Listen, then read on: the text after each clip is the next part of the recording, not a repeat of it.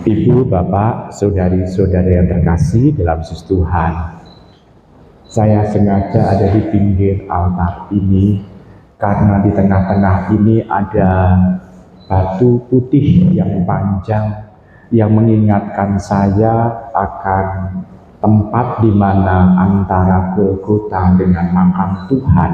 Di situ ada tempat di mana Tuhan itu dipersiapkan untuk pemakamannya. Seolah-olah tidak layak lagi untuk menggunakan tempat di atas, di tengah altar ini. Jadi saya memilih di pinggiran begini. Ibu, Bapak, saudari-saudari terkasih dalam Yesus Tuhan, kecuali kalau ditutup taplak altar tidak kelihatan, sehingga romonya berani untuk ke situ. Baik, Ibu, Bapak, ini sekedar intermezzo. Sekarang kalau kita bisa melihat sengsara Tuhan, di sana kita itu seolah-olah mendapatkan suatu refleksi begini. Kita dilahirkan oleh seorang ibu untuk hidup, tetapi Tuhan kita dilahirkan dari rahim Bunda Perawat Maria untuk mati. Ini perbedaan kita dengan Tuhan Yesus.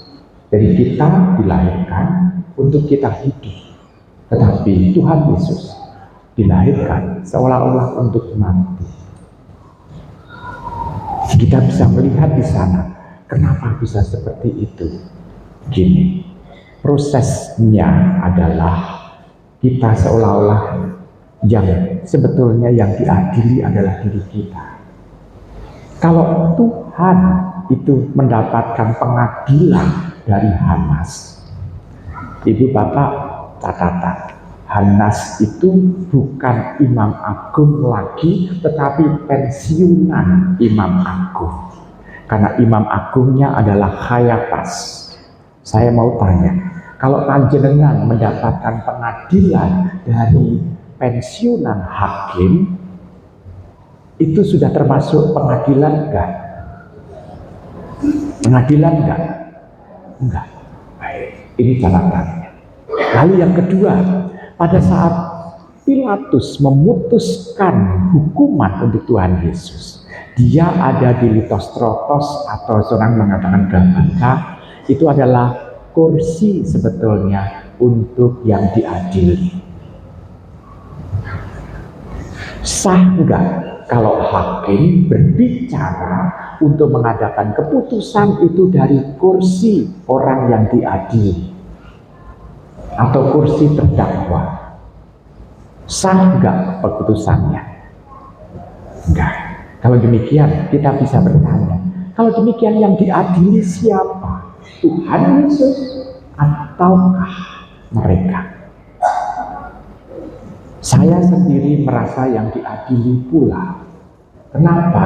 Karena yang diadili adalah hati nurani kita.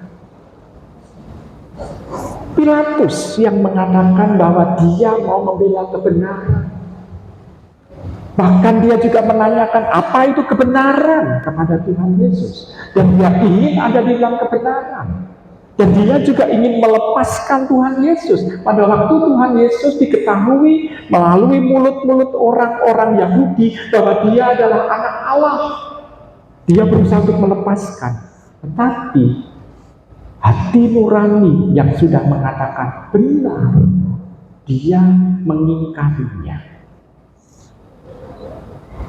Untuk apa? Untuk kehidupannya, untuk kebesarannya, untuk kemegahannya, untuk kedudukannya, untuk dirinya sendiri, kepentingan dirinya sendiri, dan bukan kepentingan kebenaran. Ini juga ternyata membuat saya seolah-olah juga diadili. Apakah saya juga berusaha untuk mewartakan Tuhan dengan sebaik-baiknya, sesuai dengan kehendak Tuhan yang harus saya emban sebagai seorang imam? Ini yang seringkali saya bertanya dalam diri saya. Ternyata belum. Kadangkala aspek manusiawi yang ada dalam diri saya, ini yang saya menangkap. Maka refleksi saya pada saat wafat Tuhan ini adalah saya harus berubah. Saya harus untuk mengalahkan ego saya. Saya tidak mau seperti Pilatus yang menampakkan diri dan menampilkan diri, memenangkan ego dia. Imam-imam kepala pun juga demikian. Mereka memenangkan ego mereka. Mereka tidak mau kalah dengan guru dari Nazaret yang sederhana itu. Dia ingin sebagai penguasa Yerusalem harus menang dari segalanya. Ini imam-imam kepala. Nah, sekarang kalau demikian, kita bisa memeriksa batin kita masing-masing. Apakah kita yang mengaku sebagai diri seorang Kristiani, seorang Katolik, seorang Kristen, apakah kita sudah menomorsatukan Kristus yang kita imani dalam kehidupan ini? Kita bisa bertanya di dalam diri kita. Jika belum, apa yang harus kita ubah dalam hidup ini? Saudari-saudara yang terkasih dalam Tuhan, perubahan inilah yang diharuskan ada dalam diri kita. Kita dikehendaki Allah untuk menjadi pengikut yang setia sampai titik darah kita, sampai kematian menjemput kita.